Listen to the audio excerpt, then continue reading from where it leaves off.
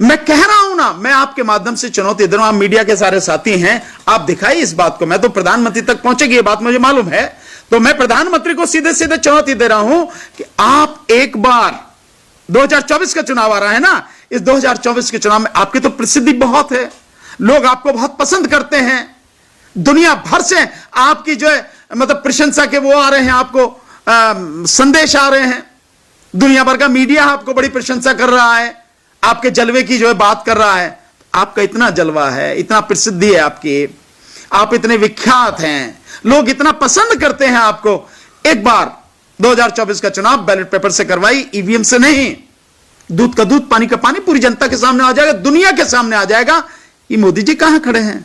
लेकिन मुझे मालूम है आप करेंगे नहीं, क्यों? क्योंकि आप झूठ में जीते हैं, सच आपके बस की बर्दाश्त करना नहीं है। यार तुम बड़े ऊटपटांग सवाल पूछते हो, तुम्हारी भी बुद्धि का पता नहीं भाई, क्या मतलब पूछ रहे हो तुम कि केजरीवाल को घातक। मैं कह रहा हूं कि केजरीवाल आरएसएस की ही एक शाखा है, और आरएसएस इस देश के लिए सबसे खतरनाक संस्था है।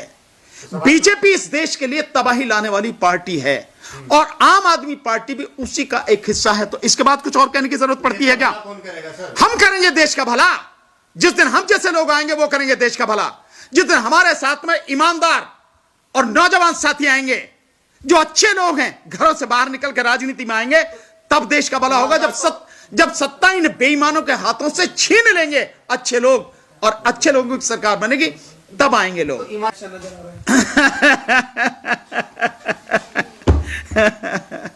जी, तो प्रधानमंत्री कह रहे हैं कि अब और भी जुल्म बढ़ने वाला है सर, तैयार। हाँ, डराना जरूरी है ना।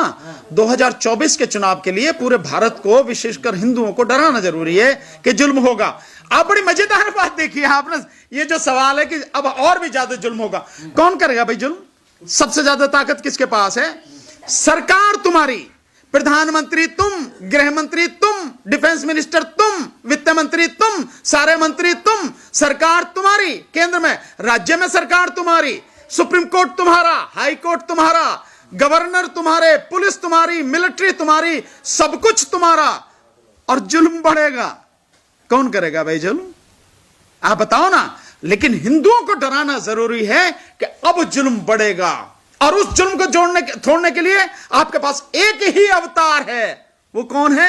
56 इंची मोदी अवतार।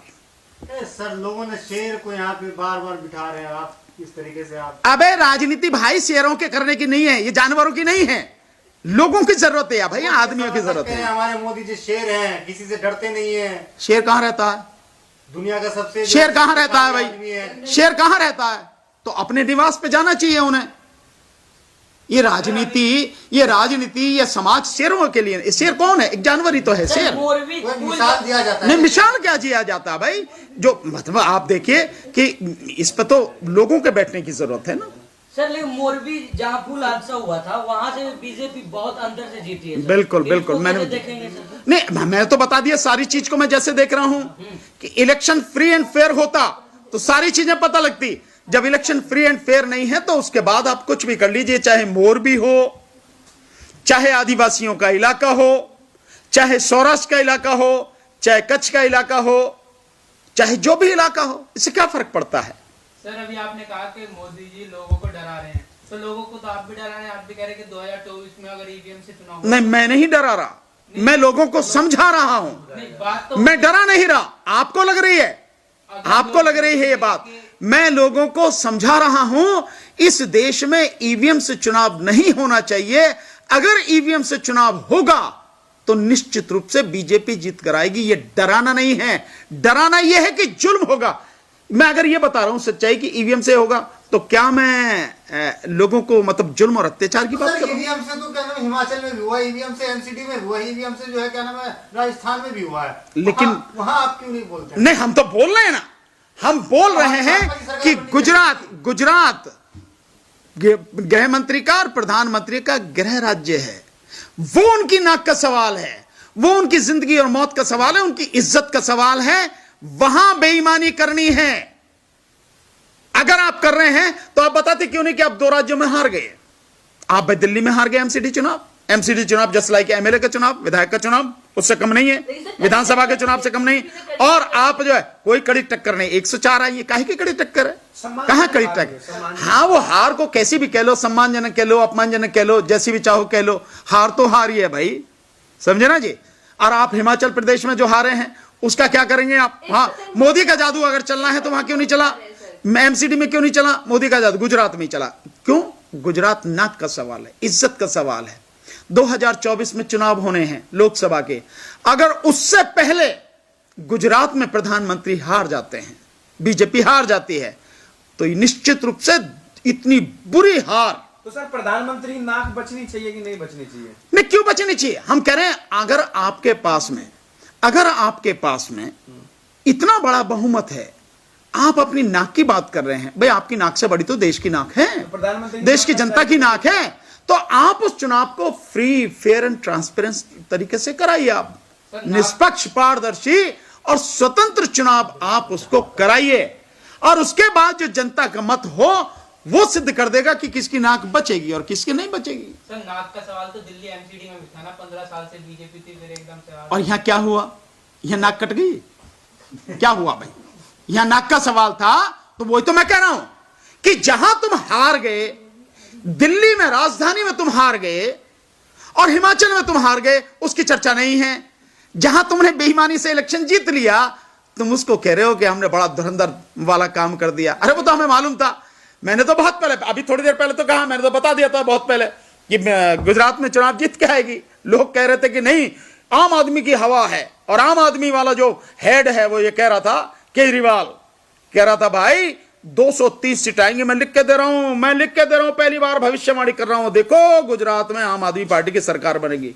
कहां गए आप? तो डांस कर रहे हैं सर, वो कह रहे राष्ट्रीय पार्टी बन गई ना सर, केजरीवाल। सरकार बनने में और राष्ट्रीय पार्टी बनने में कोई अंतर है कि नहीं है? सारे अनपढ़ हो क्या, गंवार हो, सारी अकल जो कहां बेच खाई क्या? सर आम आदमी पार्टी ने जो हवा भरी थी, और आम आदमी पार्टी जो दावा कर रही थी भाई हम हिंदू मुस्लिम सब हमारे साथ है, हमारे लिए कोई भेदभाव नहीं है, इंसान से इंसान में हम भेद नहीं करते हैं, लेकिन क्या आम आदमी पार्टी का भेद खुल गया है?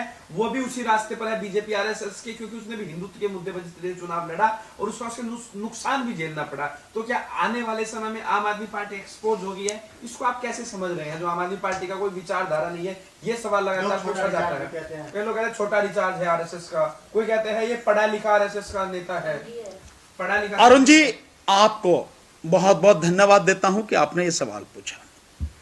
देखिए, 2-3 स्टेटमेंट आप उनको समझने की कोशिश कीजिए। एक स्टेटमेंट तो केजरीवाल का ही था कि भाई मैं बनिया का बेटा हूं, धंधा करना तो जानता ही हूं। उस पर रविश कुमार ने कहा था सरकार चलानी है, दुकान थोड़ी ना चलानी है। एक बात, लेकिन कहा दूसरा, उसने ये कहा कि हमारा परिवार तो पुराना जनसंघी परिवार है। भाई केजरीवाल का स्टेटमेंट है। अब उसके बाद में जब आप जाते हो गुजरात में चुनाव लड़ने, तो आप कहते हो गणेश और लक्ष्मी का फोटो नोट पर होना चाहिए, गणेश और लक्ष्मी, और आप वही सॉफ्ट हिंदुत्व वाली बात करते हो, जय श्री राम के आप नारे लगाते हो।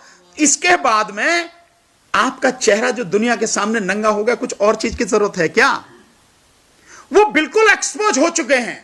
और जब मैं बता रहा हूं कि न्यूज 24 पर जब राजेश बादल जी कहते हैं कि जिस विशेष उद्देश्य के लिए उसे बनाया गया आम आदमी पार्टी को, वो उद्देश्य पूरा हो रहा है।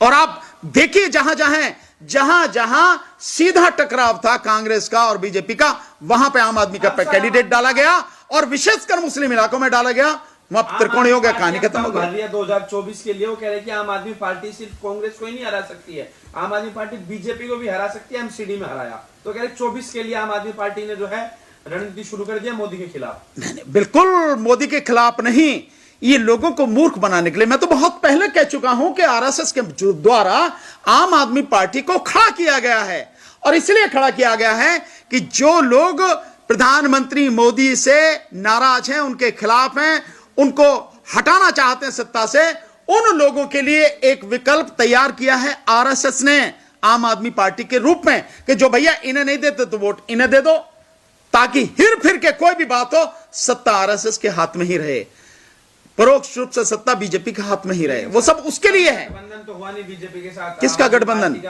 भाई गठबंधन नहीं है, बिना गठबंधन के गठबंधन है भाई, ये आप जानते नहीं हो, आप समझ रहे हो सारी चीजें। अगर बिना गठबंधन के गठबंधन नहीं होता तो जय श्री राम के नारे क्यों लगते, सॉफ्ट हिंदुत्व की बात क्यों होती, मुसलमान मरते रहे, मरकज पर जो जिस तरह से ताला लगवाया गया, मरकज में मौलाना साद को जिस तरह से बदनाम किया गया, तबलीगी जमात के लोगों को जिस तरह से बदनाम किया गया। जब दिल्ली में दंगे हुए तो घर में केजरीवाल बैठा रहा, दंगे में किसी की भी मदद नहीं की, और ताहिर हुसैन जो है उसको पूरी तरह से उसी को आतंकवादी बना दिया गया। क्या ये सब जानते नहीं है? क्या मुसलमान जानते हैं इस बात को?